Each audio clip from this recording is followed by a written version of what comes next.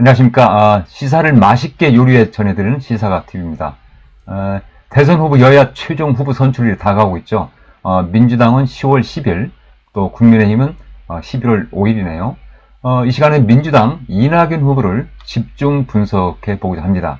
이낙연 후보의 강점 5가지, 약점 3가지 이렇게 보겠습니다. 다른 후보도 마찬가지예요.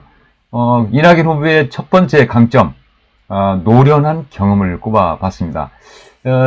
이낙연 후보의 그 경력이 대단히 화려하죠. 역대 최장수 총리에다가 이제 전남도지사, 당대표, 또 5선 국회의원, 대단합니다. 그래서 이낙연 후보의 최대 강점은 이 풍부한 국정 경험을 바탕으로 어떤 안정적인 이미지를 갖고 있다고 보겠습니다. 지난 3월 이 후보는 민주당 대표 그 퇴임 기자회견에서 이런 말을 했어요. 화내지 않고 이기려 하지 않고 튀려 하지 않는 게 내 이미지다. 그러면서 저의 장점이라면 국가 경영에 많은 경험을 갖고 좋은 성과를 냈다는 것이다. 이렇게 자평을 하더라고요. 이낙연 후보의 두 번째 강점, 독특한 이 화술을 꼽아봤습니다. 이낙연 후보는 오랜 기자 생활에다가 이 국회의원 생활을 이제 많이 해 와서 그래서 이제 이 후보의 화법은 직설적이면서도 유연하고 또 부드러우면서도 깐깐하다는 생각을 해요. 이낙연 후보가 이 난해한 질문을 받을 때 이렇게 당신은 어떻게 생각합니까? 이 되받아치는 것이 대단하더라고요. 이 어려운 질문에 이낙연 후보의 답변이 뭘까 이렇게 바짝 긴장하고 있는 상황에서 이런 화법을 이제 구사하는 걸 보고 저 개인적으로 참 대단하다 이렇게 종종 느낀 적이 있는데요. 네, 이낙연 후보의 세 번째 강점 한번 볼까요? 신중한 언행을 생각해 봤습니다. 이 신중한 언행, 이 기자 출신으로서 이 정계 입문 뒤에 이낙연 후보는 초선 시절부터 시작해서 대변인직을 5번이나 맡았어요. 5번. 대단하죠. 2002년에 보니까 이 노무현 대통령 당선인의 이 대변인을 지냈고요. 이제 이 정치인이 그 말과 글을 통해서 이 국민과 소통한다는 점을 감안할 때, 이 후보의 이 말솜씨, 글솜씨가 좋다는 거, 이건 대단히 큰 강점이라고 볼 수 있겠습니다. 이 후보는 당대표 시절에 이 신중한 언행을 이어가면서 엄중낙연, 많이 알고 계시죠? 이 엄중낙연이라는 이 별명까지 얻었어요. 그리고 이낙연 후보의 이제 네 번째 강점, 저는 어떤 그 소탈함을 생각해 봤습니다. 이 이낙연 후보는 막걸리 애호가죠. 단순히 막걸리를 잘 마실 뿐만 아니라 이 총리회에서 주관하는 각종 그 만찬 행사 이런 데서 다양한 막걸리를 상에 올려서 적극적으로 활용했다고 하네요.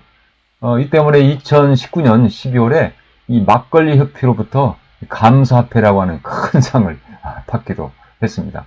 이후에 그 21대 총선에서 선거 막바지에 이 종로구 이 전통시장에서 매주 한 번씩 이 막걸리를 마시겠다는 이 엄청난 이 공약을 내걸기도 했습니다. 이낙연 후보의 5번째 강점 뭘까요? 저는 이 호남 친문 지지를 꼽았습니다.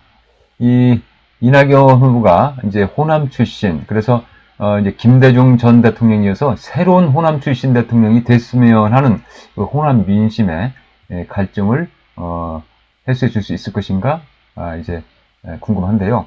이 한국 현대 정치사를 보면 이 김대중 대통령 전 대통령을 빼면 이제 박정희, 전두환, 노태우, 김영삼, 노무현, 이명박, 박근혜, 현 문재인 대통령 등 이 모두가 사실 영남 출신이죠. 그래서 이제는 비영남 출신 대통령도 나와야 한다는 주장을 이낙연 캠프에선 할 수 있는 것이죠.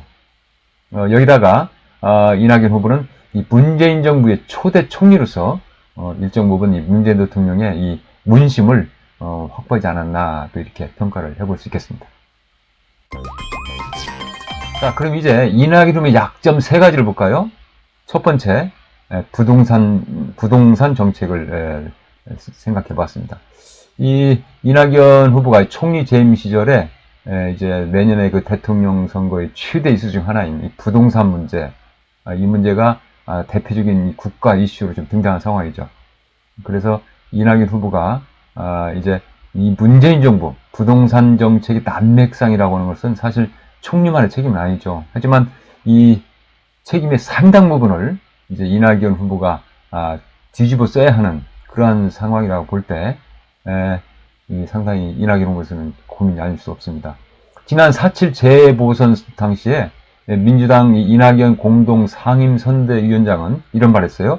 LH 사태에 대한 국민 여러분의 분노와 실망이 얼마나 크고 깊은지 아프도록 잘한다. 이러면서 이 정부 여당의 이 주거의 현실을 제대로 보지 못했고 정책을 세밀히 만들지 못했다. 이렇게 이 부동산 정책 실패에 대해서 공식적으로 사과를 했죠.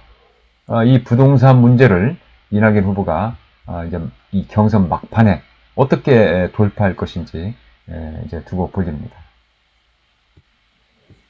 이낙연 후보의 약점 두 번째 것을 보면 저는 이 결단력 부족을 생각해 봤습니다.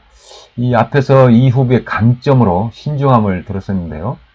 이를 뒤집어서 본다면 지나치게 조심하는 거 아니냐 뭐 이런 것이죠. 결단이 부족하다 뭐 이렇게 또 얘기를 할 수 있겠는데요.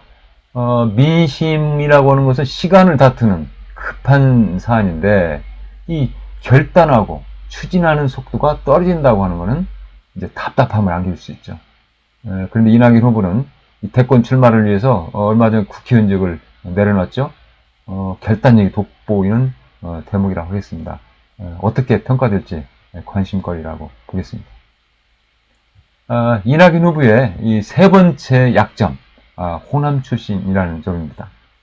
이 후보가 호남 출신으로서 이전 그 비영남 출신 대통령도 나와야 하는 게 아니냐는 공감대가 확산된다면 성공적이죠. 하지만 거꾸로 이 후보가 이 호남 출신이기 때문에 이 어떤 확장성이 제한될 우려가 없지 않은가, 뭐 이런 또 약점을 생각해 볼 수 있겠습니다.